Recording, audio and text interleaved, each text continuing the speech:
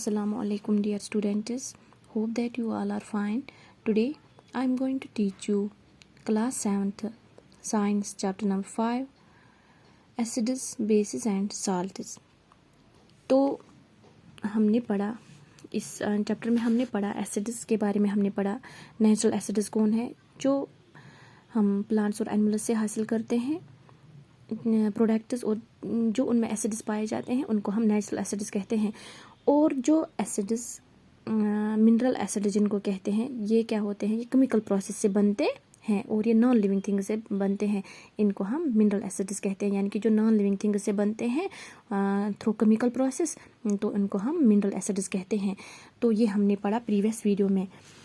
तो आज का हमारा जो टॉपिक है वो 56 पेज नंबर से स्टार्ट हो रहा है। तो आप ध्यान रखिएगा, यानी कि आज हमें अब बेसिस के बारे में पढ़ना है। मैंने पहले भी आपको बेसिस के बारे में थोड़ा बताया। जो बिटर टेस्ट वाले होते हैं और जो स्लिपरी टच वाले होते हैं सब्सटेंसेस, उनको हम बेसिस कहते हैं। तो आप ध्यान रखिएगा, पेज नंबर 56 है। Coming back to taste of substances, the substances like baking soda solution, soap solution, etc. have a bitter taste as these substances do not have sour taste, therefore they are not acids. तो हम फिर से आते हैं substances को test करने के लिए। तो यहाँ पे जब हम सब्सटेंसेस जो लिस्ट में दिया गया है, यहाँ पे अगर हम जो यहाँ पे है, अगर आप बेकिंग सोडा सोल्यूशन, यानी कि सोडा जो है किसी पानी में डालोगे तो बेकिंग सोडा सोल्यूशन बनेगा। अगर आप उसका टेस्ट करोगे तो किस तरह से लगेगा? बिटर लगेगा, यानी कि थोड़ा क्या लगेगा? कड़वा लगेगा। और जो सोप सोल्यूशन है उसका अगर आप थोड़ा सा सोप डालोगे किसमें? पानी में, तो उसका जब आप ये टेस्ट करोगे तो भी वो भी क्या लगेगा? कड़वा लगेगा। तो यहाँ पे यही बताया गया है। फिर से आपको टेस्ट करना है, जैसे बेकिंग सोडा सोल्यूशन का और सोप सोल्यूशन का। तो कैसा लगेगा? बिटर टेस्ट लगेगा। As these substances do not have सुअर टेस्ट, तो इन सब्सटेंसेस का आपको टेस्ट सुअर नहीं लगेगा, यानी कि खट्टा नहीं लगेगा, यानी कि चुक टेस्ट लगे कि बल्कि लगे ट्यूट पहनस। यमन सब्सटेंसन चुक टेस्ट आसान, तमन वनान हसा गए एसिड्स। तो यमन विकनस सब्सटेंसेस, मतलब अगर टेस्ट करो सोडियम सोल्यूशन तो soap solution, soda baking soda solution तो सोप सोल्यूशन अगर करो तो उहुंद टेस्ट मज़ सह बिटर, सह कड़वा। तो सुअर नहीं होगा इन सब्सटेंसेस का test, therefore they are not acids. तो हम इनको एसिड्स नहीं कह सकते हैं। एसिड्स हम सिर्फ उन सब्सटेंसेस को कहते हैं जिनका टेस्ट सुअर होता है, तो इनका टेस्ट बिटर है। तो हाँ, इन सब्सटेंस को क्या कहेंगे आगे जाके देखते हैं हम। If you rub soap solution और baking soda solution between your fingers you will feel slippery. अब इसी सोप सोल्यूशन और बेकिंग सोडा सोल्यूशन को आपको अपने फिंगर्स के बीच में लेना है। एक तो थंब वाल जो हमारा है और जो ये फिंगर है दूसरी, तो इनके बीच में आपको ये सोप सोल्यूशन लेना है और बेकिंग सोडा सोल्यूशन इस तरह से लेना, इस तरह से आपको लेना है, इस तरह से फिर रब करना है इस तरह। तो वो जो टच आपको वहाँ पे लगेगा वो क्या लगेगा? सोपी टच, यानी कि जैसे आपने साबन, सोपी टच लगेगा, स्लिपरी टच, यानी कि वो फिसला फिसला सा आपको लगेगा। तो यानी कि तह बास्यो सो पिशोल हूँ बास्यो तह स्लिपरी, मतलब मुलायम जैसा आपको लगेगा। तो जिनका टच स्लिपरी होता है और जो टेस्ट में बिटर होते हैं, The substance which have a bitter taste and feel slippery, soapy touch are known as bases. तो हमने क्या देखा?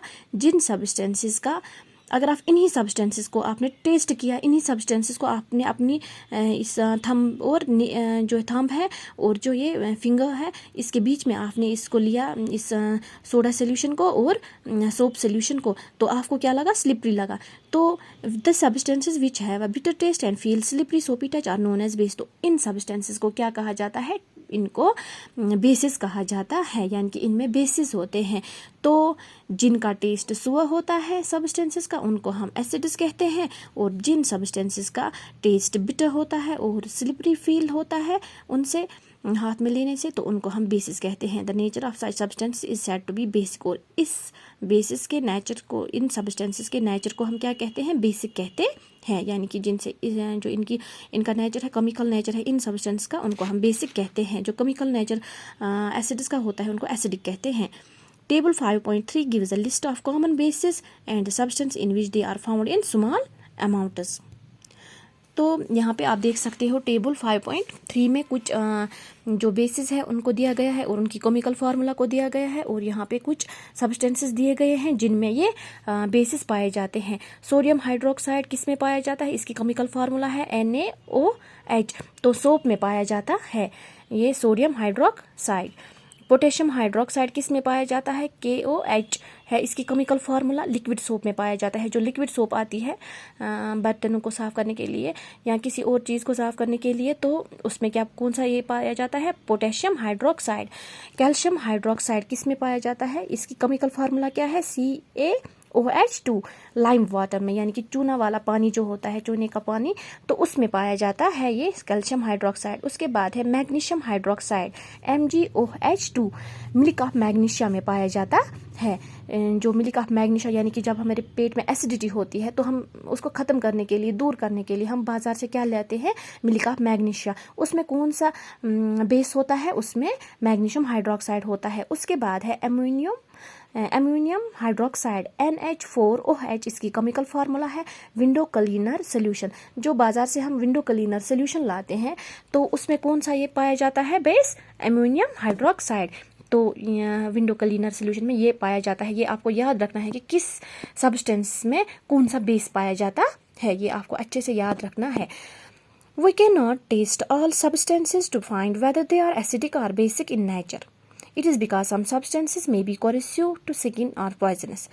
तो यहाँ पे बताया गया है कि हम हर एक सब्सटेंसेस का नहीं बता सकते हैं कि ये एसिडिक है और बेसिक है। क्यों नहीं बता सकते हैं, क्योंकि हम हर एक सब्सटेंसेस को टच नहीं कर सकते हैं, टेस्ट नहीं कर सकते हैं, क्योंकि कुछ सब्सटेंसेस ऐसी है जो कोरेसिव टू स्किन, क्योंकि जिससे हमारे हाथ जो है स्किन है वो जल सकती है, हार्मफुल हो सकती है हमारी स्किन के लिए, और पॉइजनस यानी कि हमारे लिए बहुत ही नुकसानदेह हो सकते हैं। तो इन सब्सटेंसेस को हम टच नहीं कर सकते हैं, टेस्ट नहीं कर सकते हैं, तो ये बताना मुश्किल हो जाएगा कि ये एसिडिक है और बेसिक है। Now the question arises, if we cannot taste every substance, how do we find its nature? तो यहाँ पे एक क्वेश्चन सवाल उठता है कि तो फिर हम किस तरह से इन सब्सटेंसेस को बता सकते हैं कि ये इनका नेचर कौन सा है, ये एसिडिक है और बेसिक है। तो किस तरह से हम इन सब्सटेंसेस को टेस्ट कर सकते हैं। अगर हम हर एक का टेस्ट नहीं कर सकते तो किस तरह से टेस्ट किए बगैर हम किस तरह से बता सकते हैं इसका नेचर क्या है, ये बेसिक है कि ये एसिडिक नेचर वाले सब्सटेंसेस है। Special type of substances are used to find whether a given substance acidic और basic in nature. Let us perform the following activity. तो इसके लिए एक स्पेशल सब्सटेंसेस बनाए गए हैं जो हमें ये बताते हैं कि जो सब्सटेंस है ये इसमें एसिडिक है नेचर के, बेसिक नेचर है। तो उन सब्सटेंसेस को जिनका हम इस्तेमाल करते हैं कि जो दूसरी सब्सटेंसेस जो हमारे पास सब्सटेंसेस होती है उनमें एसिडिक है कि बेसिक है, जो उनके लिए सब्सटेंस इस्तेमाल की जाती है ये बताने के लिए कि एसिडिक नेचर है वाले सब्सटेंस है कि बेसिक वाले, तो उस सब्सटेंसेस को इंडिकेटर्स कहते हैं। Late us perform the following activity. तो यहाँ पे एक एक्टिविटी दी गई है, इसको हम करेंगे। टर्मरिक हल्दी is commonly used as a spice in kitchen. Turmeric जो होता है हल्दी यानी कि यह लिदर च वनान, यह मतलब किचनस मज मसाल बदले यूज करान सिनिस मज या बे कुन चीज़ मज। तो it is yellow in colour and stands a white cloth yellow. तो इसका कलर कैसा होता है, येलो कलर होता है। तो अगर हम येलो कलर जो ये वाइट कलर क्लॉथ होता है, अगर हम सफ़ेद रंग का कोई कपड़ा लेंगे तो इस पे अगर इस ये हल्दी का चम्मच गिर जाएगा तो वहाँ पे धब्बा लगता है किस कलर का, येलो कलर का। तो ये वाइट क्लॉथ को क्या बनाता है, येलो कलर बनाता है। If the yellow stand is rubbed with soap solution, जैसे ही सोप सोल्यूशन से इसको क्या करते हैं, इसको रब करते हैं इस पे soap, the colour of the stand changes to brownish red. तो जो येलो कलर है ये किस में चेंज हो जाता है, ब्राउनिश रेड कलर में, लाल रंग में ये रंग चेंज हो जाता है। व्हाई डज दिस हैपन, ऐसा क्यों होता है। The soap solution always contains A small amount of a chemical called sodium hydroxide. मैंने आपको पहले भी बताया जो सोप सोल्यूशन होता है उसमें कौन सा केमिकल पाया जाता है, सोडियम हाइड्रोक्साइड, जिसकी वजह से ये कलर जो है येलो कलर ये चेंज हो जाता है रेड में। It is the sodium hydroxide we change the colour of turmeric stand for yellow to brownish red. तो ये यही केमिकल होता है सोडियम हाइड्रोक्साइड जो ये कलर को, टर्मरिक कलर को के स्टैंड को येलो कलर से ब्राउनिश रेड बना देता है। Now if we rub a freshly cut lemon on the brownish red stain. अगर हम इसी रेड स्टेन पे, इसी दाग पे, जो ये रेड कलर है, जो पहले येलो कलर था, वाइट कलर कपड़ा था, उस पे हल्दी जो है वो गिर गई, तो वो कैसा रंग हो गया, उसका दाग जो वहाँ पे गिर लगा उस वाइट कलर पे, वो येलो हो गया। जैसे ही हमने उसको सोप से रब किया तो वो रेड कलर हो गया, ब्राउनिश रेड।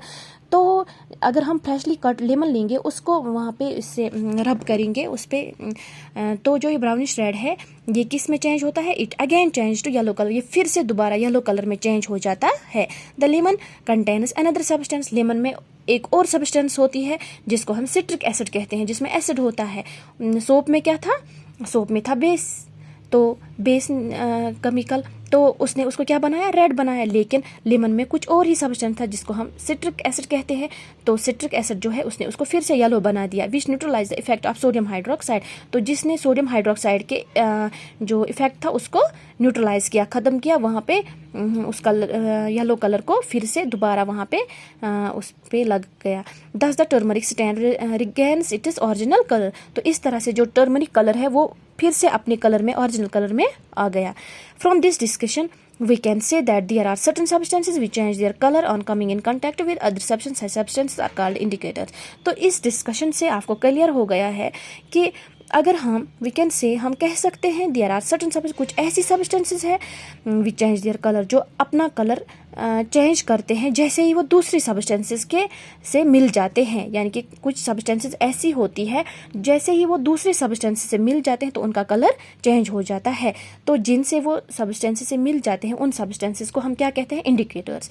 यानी कि जिन सब्सटेंसेस से दूसरी सब्सटेंसेस का कलर जो है वो चेंज हो जाता है तो उनको हम क्या कहते हैं, इंडिकेटर्स कहते हैं। इंडिकेटर्स कौन किन को कहते हैं ये हम कल पढ़ेंगे इंडिकेटर्स के बारे में। तो आज इतना ही, अल्लाह हाफिज़।